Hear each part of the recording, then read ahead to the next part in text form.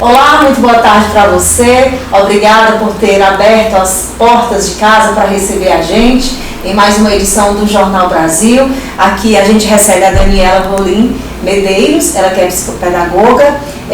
A gente está no mês de julho, que é o mês que se comemora o Dia Mundial do Cérebro.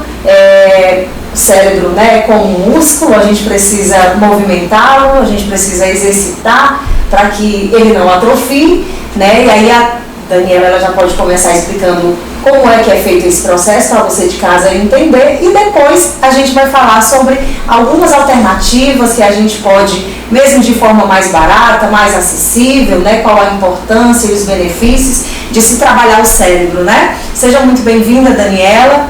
Obrigada por esse espaço para a gente conversar sobre esse membro tão importante na nossa vida, né? Então, realmente, o cérebro, ele precisa ser desenvolvido, ele precisa ser desafiado, estimulado.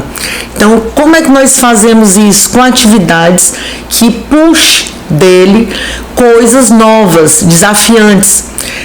Muitas vezes você escuta que, eu leio muito, eu faço muitas palavras cruzadas, eu uso muito celular, e aí eu não estou usando toda a parte cognitiva, eu estou focada só em uma atividade, eu não estou estimulando as outras.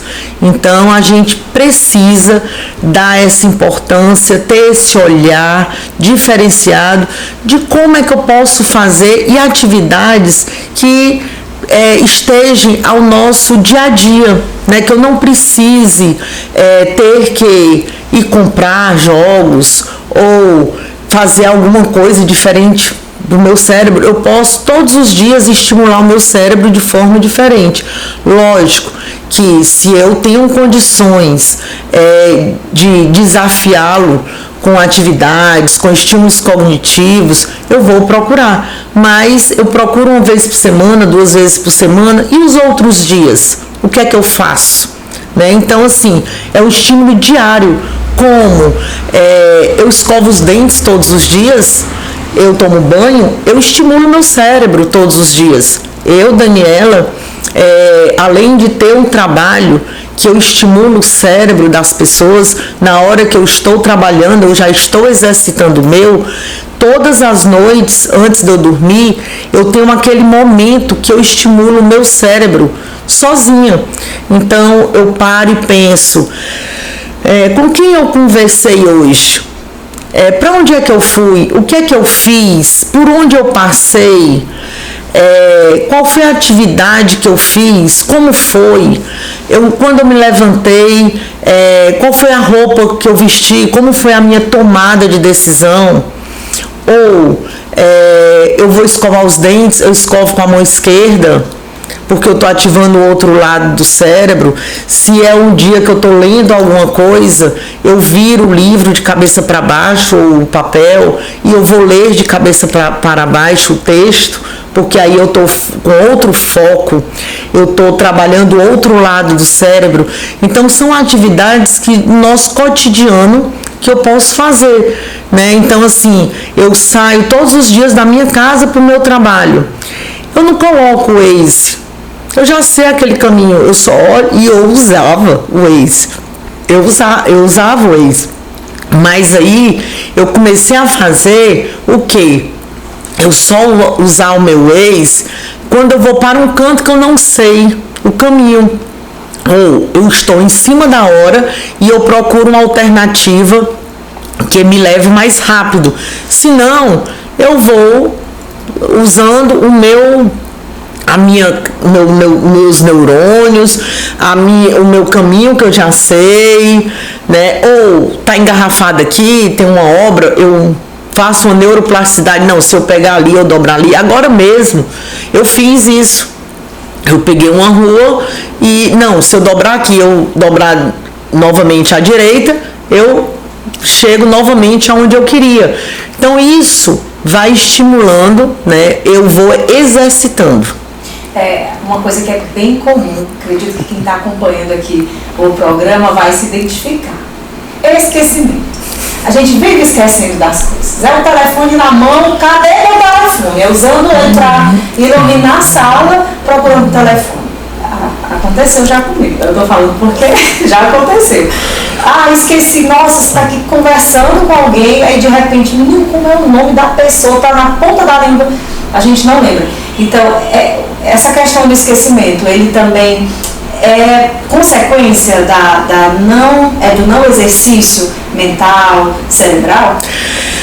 Esse esquecimento que você está falando, ele é geralmente de um motivo que o seu cérebro, ele está com muitas informações. Então, o nosso cérebro, como o nosso celular, como um computador, ele enche a memória.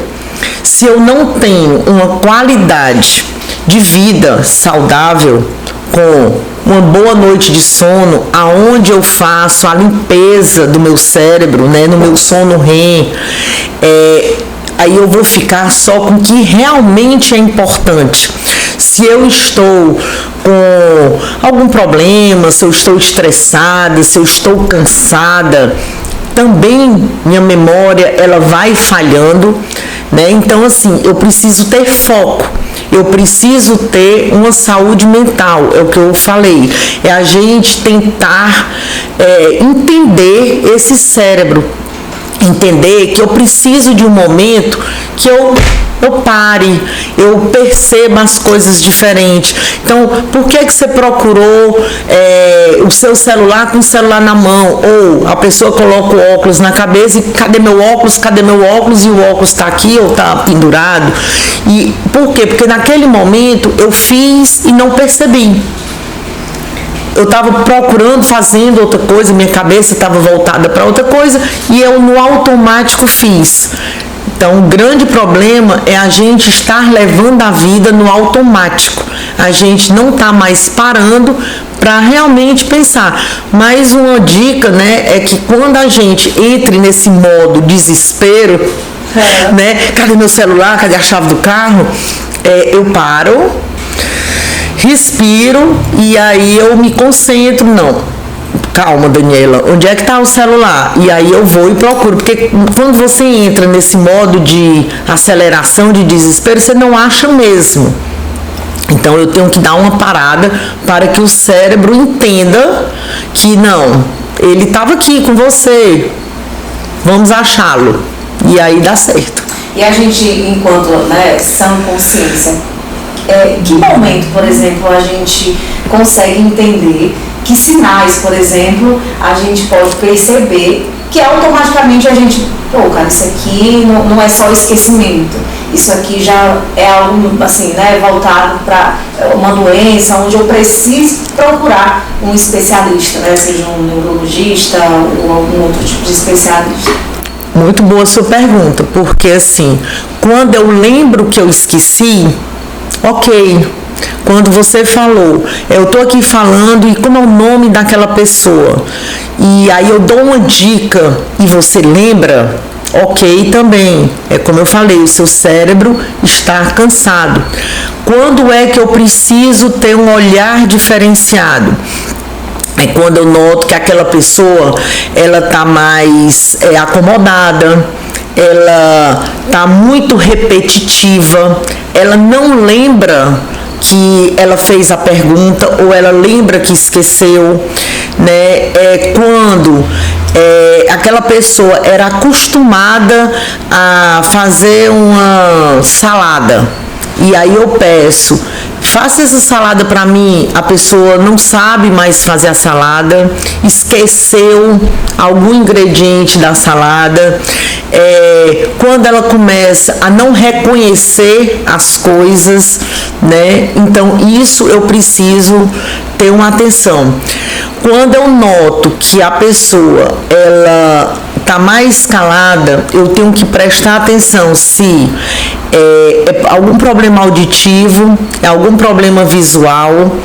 Então, muitas vezes há um declínio cognitivo na audição, porque eu vou perdendo a audição e eu vou me afastando das conversas, da interação, e aí eu vou entrando no declínio cognitivo.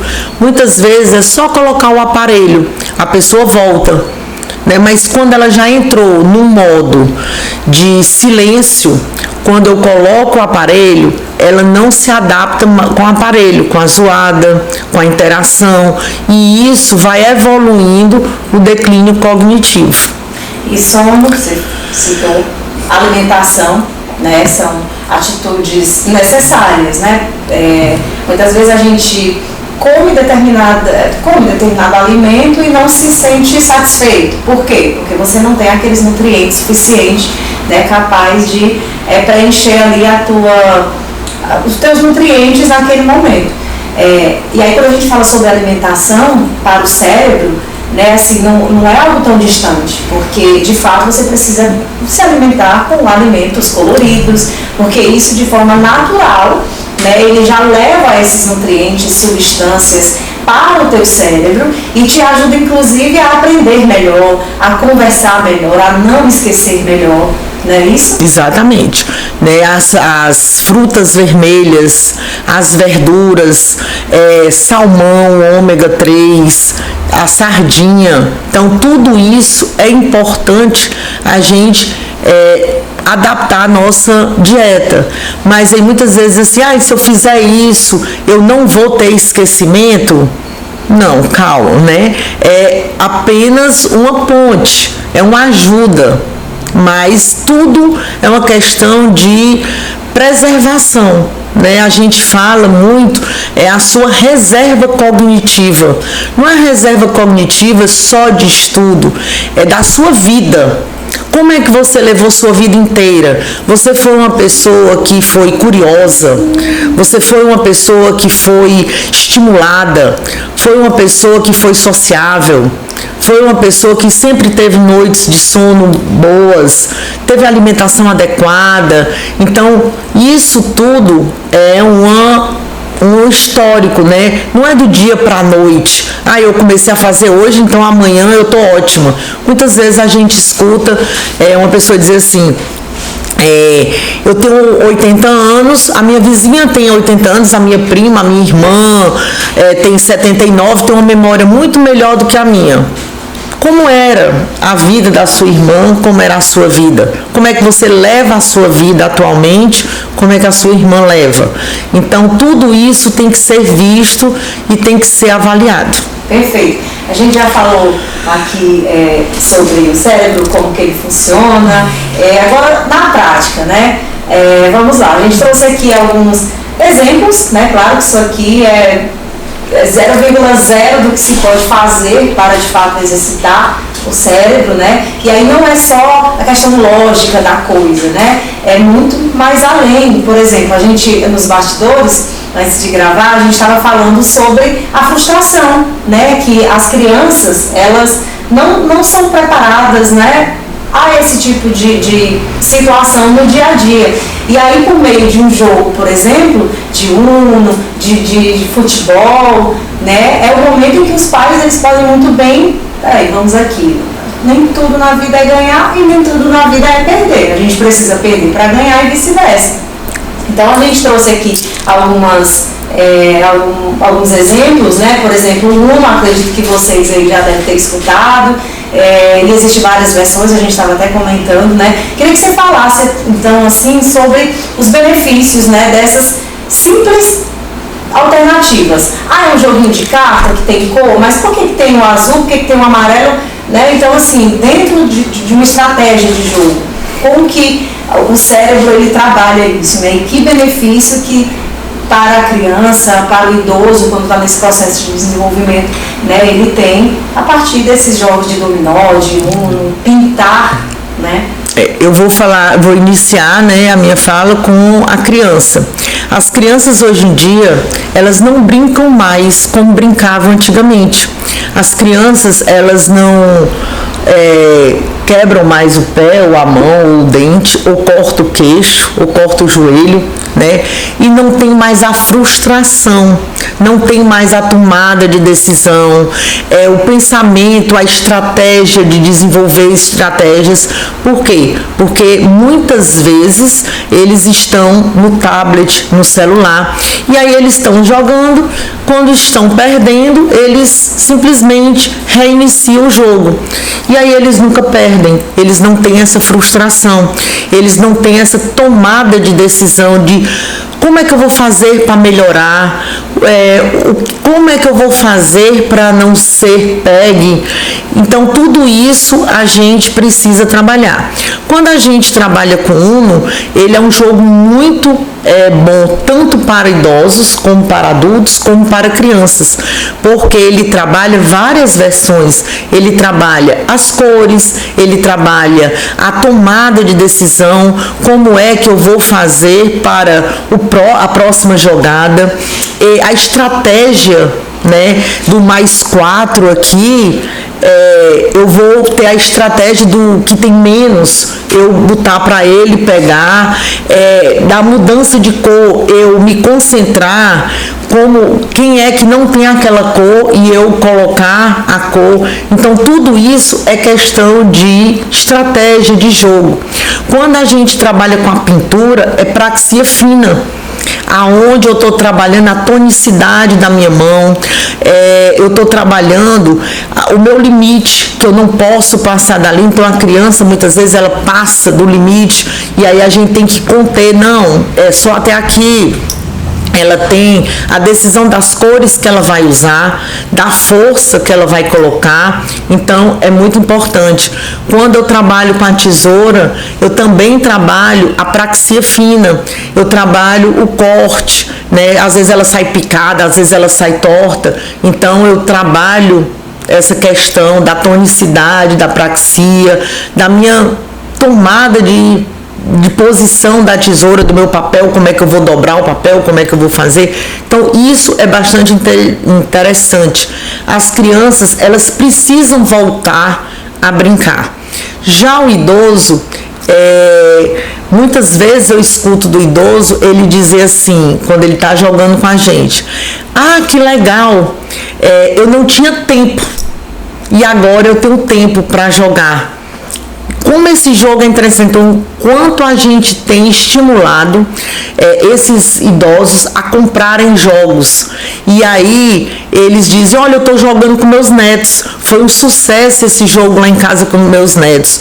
Por quê? Porque realmente esse idoso, muitas vezes, na época da gente, eles estavam ocupados trabalhando. E agora eles têm tempo para jogar. E aí eles tomam, e lá no Super Cérebro, as nossas salas, elas podem ter pessoas de 45, com a de 60, com a de 70, e aí a gente vê a diferença de atitudes, né? O de 70, ele é mais comedido, ele é mais paciente, a de 45 é mais ativa, é mais rápida, e aí muitas vezes ela se perde com a rapidez dela, e aí a gente vê que o de 60 é mais centrada, tá tanto na rapidez como na tomada de decisão.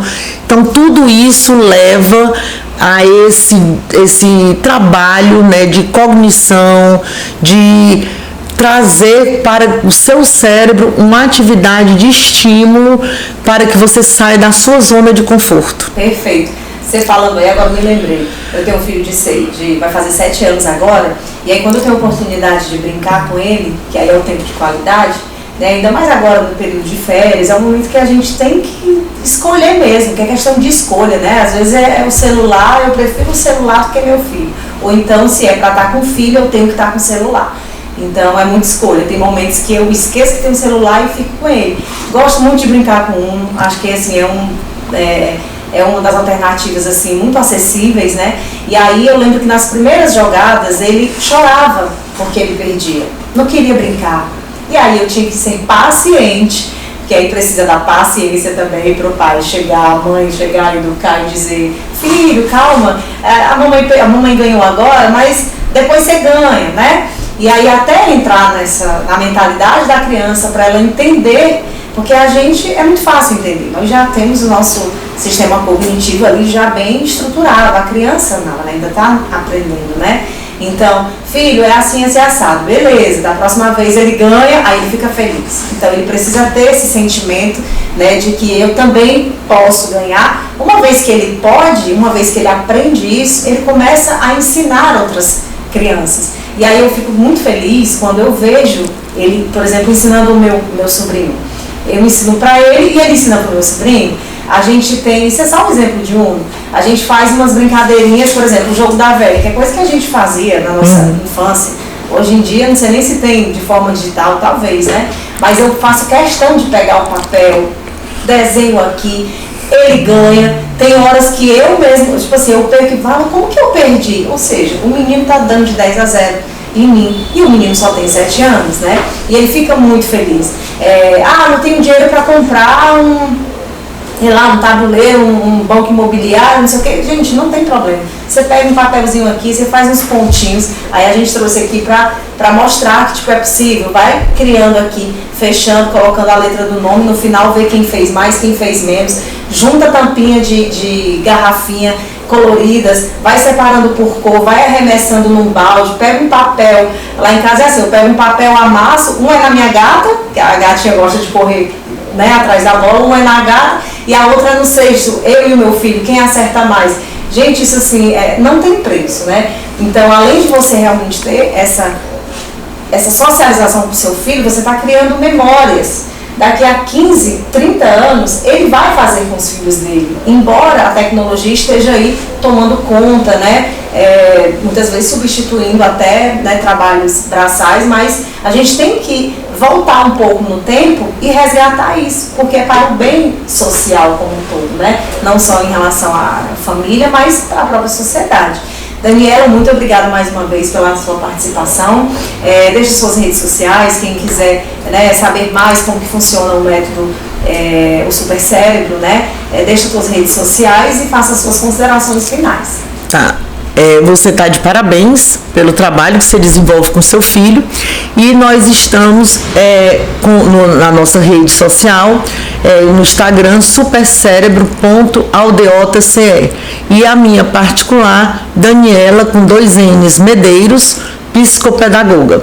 E a minha consideração é que a gente precisa cada vez mais dar a devida atenção a esse órgão tão importante que é o nosso cérebro.